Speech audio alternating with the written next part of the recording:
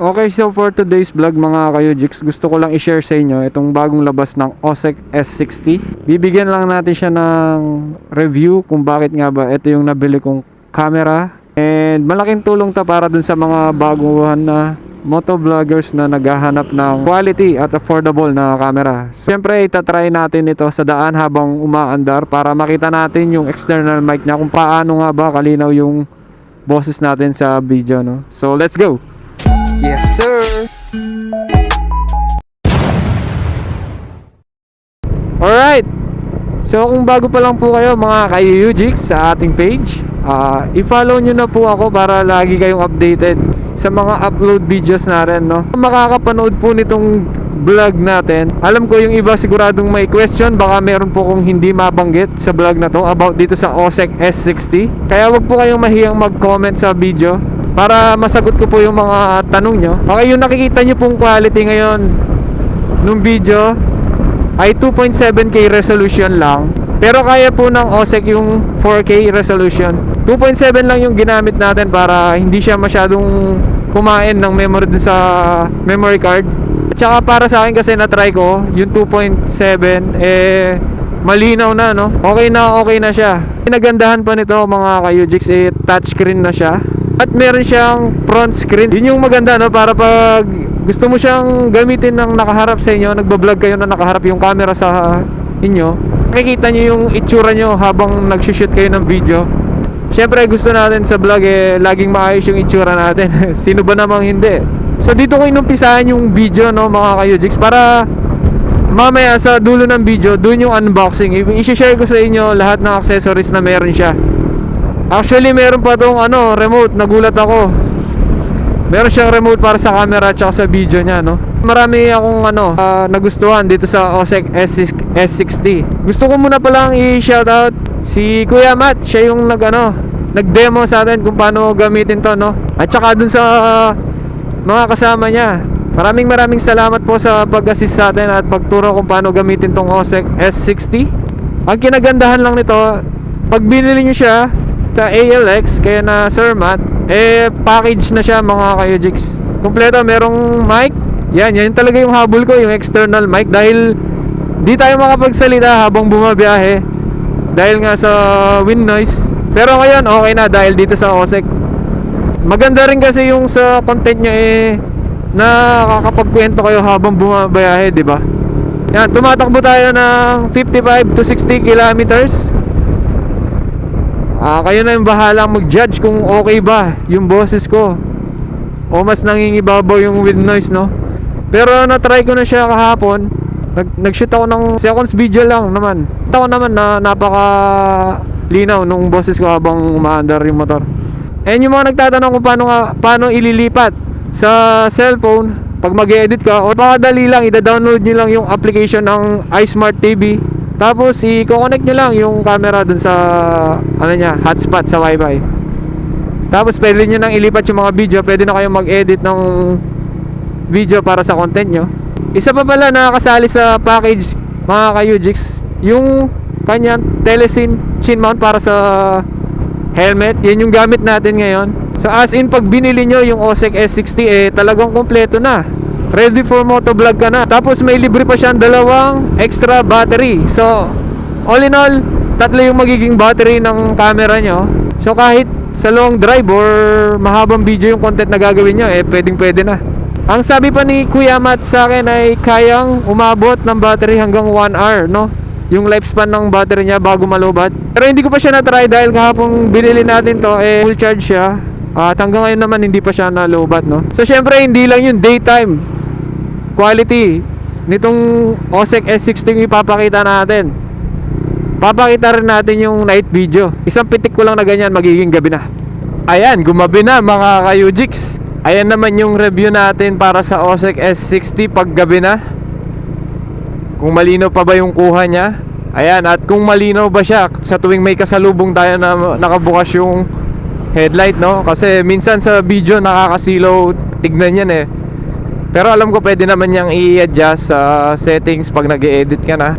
Pero ang kinagandahan nitong review natin is ipakita natin yung umaga at saka gabi dito sa reward natin. So, balik na tayo sa umaga kasi ayoko ng gabi. Mas masarap bumiyahe ng umaga. Pitik ulit natin. Yan, nakita nyo yung quality niya pag gabi, no? Kayo na yung bahala kung okay na ba sa inyo yung ganyang quality. Actually, 2.7K lang yung gamit natin eh. Ayoko kasing taasan ng 4K dahil nga mahilig kasi ako mag-shoot all the time. Sa work ko kasi lagi ako nasa daan. So, syempre, sayang naman baka may biglang magandang content baka mapuno yung memory card. Yung libre niya palang memory card is 32 gig. Yan. Malaki na rin yan. Marami ka nang maire-record. Pwede nyo naman siyang palitan na mas mataas. So, punta na tayo sa unboxing niya mga ka-Ujix. Tara! Alright, so eto na mga ka-Ujix yung OSEC S60. Ganito yung itsura ng box niya pag bibili nyo siya mga ka-Ujix. So, buksan natin para makita nyo kung ano ba lahat yung mga kasama niya sa loob ng box. Yung camera naka-setup na dito sa helmet natin. Ipapakita ko na lang pagkatapos kung paano yung pagka-setup niya. Ang nailagay lang naman dito yung Telesin chin mount niya, yung microphone at saka yung mismong OSEC S60 cam lang, no. Silipin lang natin yung mga laman niya sa loob. And tuturo ko din sa inyo kung paano siya i-connect sa cellphone. At paano nga ba gamitin yung iba niyang mode dun sa mismong camera. So, una meron siyang kasamang yung pinaka cover niya, case. Kung mag-shoot kayo sa ilalim ng swimming pool o basta underwater, ito yung gagamitin nyo. Dun sa mode ng OSEC S60, meron siyang yung diving mode yata yun. Pwede mo siyang i-on doon para pag kumukuha ka ng shots underwater. And ang sabi ni Kuya Matt, kung di ako nagkakamali, hindi ganun kalalim yung kaya ng camera, no? May limit kasi yung pressure sa ilalim ng tubig. So, yun yung una, yung case niya. Tapos dito marami siyang laman eh. So, ito yung kanyang charger. Yan, may kasama siyang charger. Medyo mahaba yung cable niya. Tapos ito yung sinasabi kong remote sa inyo mga ka-Ujix. Yan, tignan nyo. Pag nakabukas yung, basta naka-on na yung yung OSEC, yung red button is for camera. Pag magpi-picture kayo, kaya kahit malayo yung OSEC, yung mismong camera, pwede kayong mag-picture. Pindutin nyo lang siya dito. Tapos yung gray button naman, yun yung sa video, para makapag-record kayo ng video. So, ang galing, no? Hindi ko rin expect na may, na may remote siya. Tapos, meron tayong iba't ibang mga holder, no? Siyempre, hindi naman lahat ng bumibili ng action cam is para parehas ang purpose sa paggamit, no? Tayo kasi motovlog tayo, kaya sa helmet lang natin siya nilagay. Ito, meron siya, pwede ata to sa bike, yan. Sa manubelan ng bike. Pwede rin naman sa motor, basta bilog yung niya paglalagyan. Yan. Ito, libre rin to. Ito, parang mga extension na lang siya para magamit mo kung gusto mo siyang i-extend sa taas. Ito naman, parang holder din siya, kaso parang siya, ipipix mo yung pwesto niya. Meron siyang mga ka-Ujix. Dirosca siya sa ilalim, pwede siyang lagyan ng tornilyo, no? Ito, meron na naman extension. Ang dami niyang free mga ka-Ujix, oh. Tapos ito yung battery mga ka-Ujix, yan. Nung binili natin yung OSEC is i-offer nila sa inyo na mag-upgrade ng battery, no. So 1,380 mAh na ito. 2 extra battery siya, tapos meron isa na nakalagay na sa cam. So bali overall 3 yung battery niya. Kasali yun dun sa sa package pag binili nyo. Yan, may mga pre-strap din. Ang dami, 3M na pandikit. Etong isang to, ito yung charger ng mga baterya. Yan. Pwede nyo dito i-charge yung battery. Kaso yung port niya is siya Android, hindi siya Type-C. Android cable dapat. Ito naman mga strap. Yan, mga strap.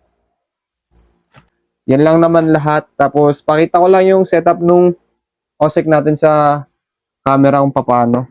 So, una sa lahat, ito yung libre niyang Ito yung telesin, chin mount. Itong parang letterwise. Baba ko yung cam. Yan. Para ito yung magsisilbing hawak nung natin. Maganda yung niya. Hindi siya maalog.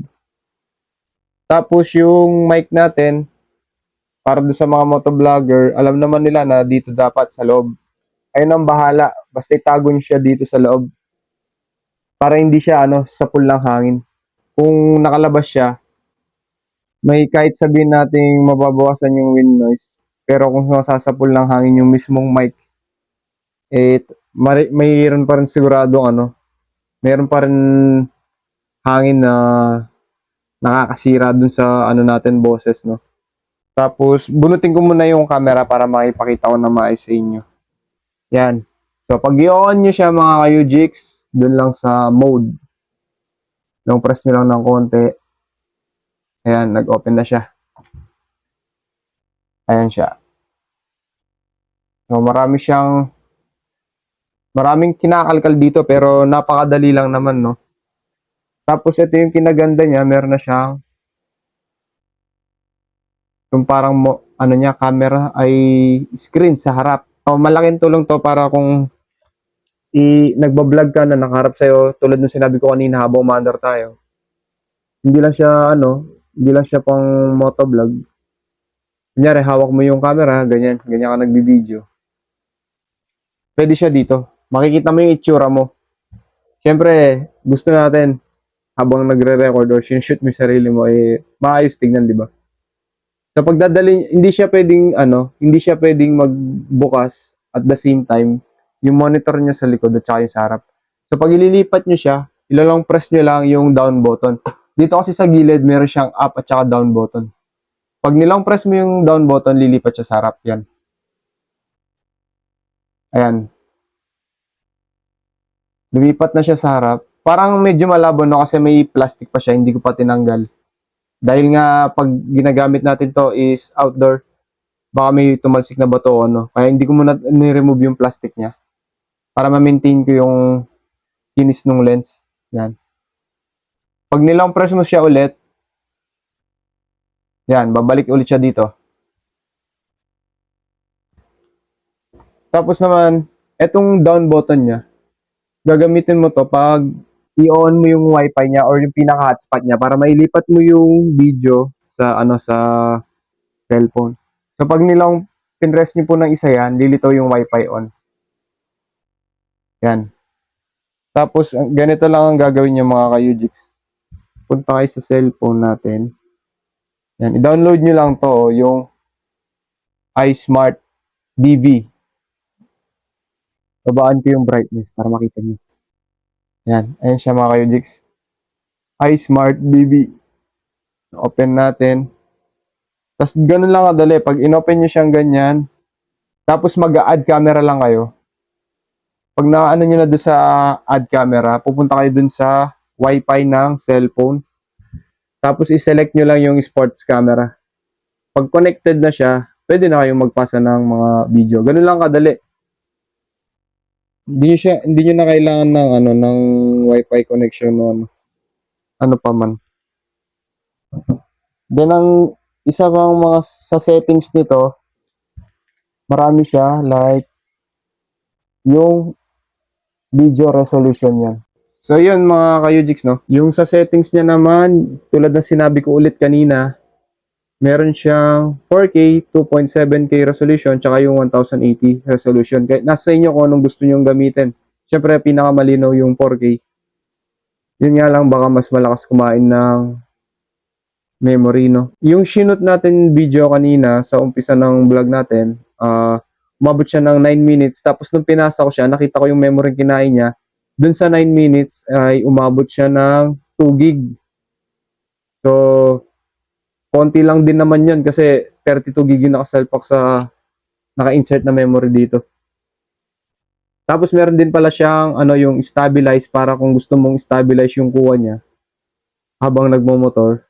Pwede mo rin naman i-off yun kung naka-steady ka lang naman na gumagamit nitong OSEC S60. And yung diving mode nga, yung pag nasa ilalim ka ng tubig. No, ganun lang naman yung mga niya, basic settings lang naman. Madali lang kalkalin. So, yun lang mga ka-UJIX at sana nakatulong yung video na to. And para dun nga sa mga gustong umpisa mag-vlog, ako marirecommend ko talaga tong OSEC S60, no?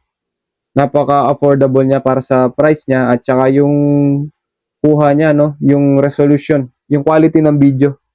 Okay na okay para sa sa mga nag-uumpisa pa lang sa vlogging. Sa tingin ko, ito na muna yung gagamitin natin pang-vlog kasi nga yung mic yung habol ko rito, no? Yung wind noise reduction ng external mic para nakakapagkwenta ako sa vlog ko. So, if may tanong po kayo, pwede kayong mag-comment sa vlog natin na to. Hopefully, masagot ko yung mga itatanong nyo.